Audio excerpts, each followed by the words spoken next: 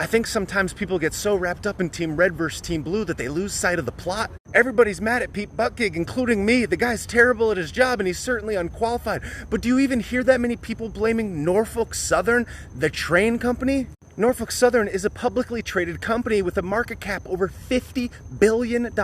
This company brings in just shy of $13 billion a year in revenue, $6 billion in EBITDA, and puts nearly $3.5 billion in profit to the bottom line per year. Now they're gonna have to pay for the cleanup, but I'm just saying there's more than just Pete Buttigieg involved here. He's terrible at his job. His reaction is terrible. The Joey Basement administration is terrible at their job. Their reaction is garbage. Now the EPA is the one that said that the air is safe to breathe and the water is safe to drink. I mean, who's the head of the EPA? Are we looking at that person? This exact same company lobbied the Donnie administration to remove some safety precautions. So let's just put this into perspective. A derailing train is not rare, and their reaction is horrifying. But the fact that our supposed leadership is ill-prepared for something that happens 1,000 times a year, and the supposed infrastructure that we're squandering money on, should teach us a very important lesson. Our supposed leadership is inept, and the fact that they can be bought off so easily is disgusting. Both Team Red and Team Blue rarely act on our behalf, but people rarely hold their own supposed side accountable. Almost all of them are bad, corrupt, and inept. They should all be held accountable. They should all be scrutinized on both sides. The bureaucracy is objectively terrible at its job. Bernie Madoff dodged regulators at the SEC for decades. The EPA has been wrong and lied time and time again. Most of the lot of these people are greedy, corrupted, and corruptible, but they rarely get held accountable by their own side. Yet the strange commonality between both parties is they both want to increase the size of government. If greedy corporations can lobby greedy politicians and get away with it legally, we all lose forever. It doesn't matter what party you're on. It doesn't matter your side. It doesn't matter your color. Because at the end of the day, red and blue are brown and everybody else is green.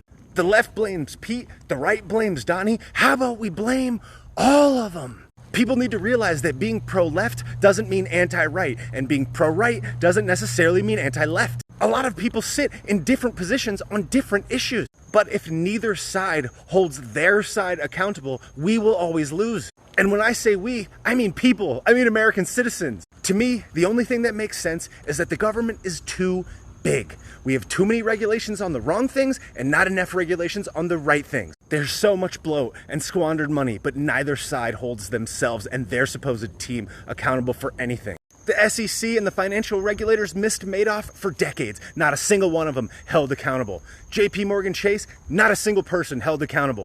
The subprime mortgage crisis, all those people, almost nobody went to prison for that. Most of us don't even know who the CEO of Norfolk Southern is. The EPA that was wrong or lied about September in New York City, were they held accountable? No! The vast majority of them on both sides are demons, yet we tend to put the blinders up when it comes to culpability for our own side. And then we get stuck like a hamster in a hamster wheel when it comes to cultural issues that have no significance to the greater good. My position from take to take is more than clear. I've never removed one of my videos from here. You know, for the most part, usually where I'm gonna sit. And although I do think that the opposing viewpoint of things is incorrect compared to my perspective of things, but if everybody on both sides got a little bit more angry about the things that really mattered and a little bit less angry about the things that don't really matter as much and held their own side accountable and culpable for things that are really happening, we'd have a better world. But we have been trained by design to come at each other. Yet the real club, the club that wins and benefits of all this, they skate off into the sunset. And then people will be like, well, what's your solution?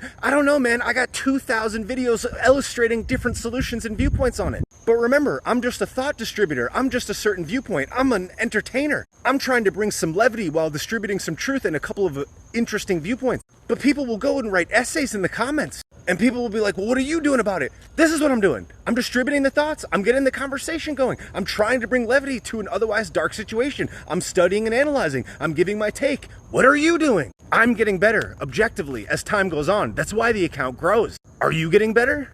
I'm not trying to blame anybody, but I'm going to hold myself accountable as well, and you can see it here on this channel. All of my thoughts have been clearly documented over the years, but the message has always been clear. The bureaucracy is bloated, too big, and corrupted. Relinquishing some of their power is to our benefit. People think that you can just throw money at every problem, like, oh, this agency, this enforcement agency doesn't have enough money, that's why they can't do it. Lots of them have plenty of money, and they still do it wrong. We can't just keep thinking that throwing money for a larger bureaucracy is the solution, because it's not.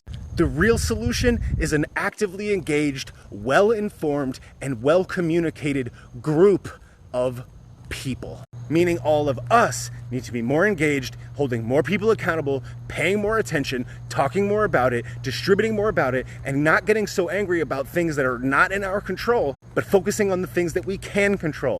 So you have seen and will see me hold my own theoretical team more accountable going forward, because that's what all of us have to do. Because I hate to admit it, it doesn't matter who gets in 2024. If we don't hold all of them accountable, we're all going to keep getting screwed, no matter who's in there.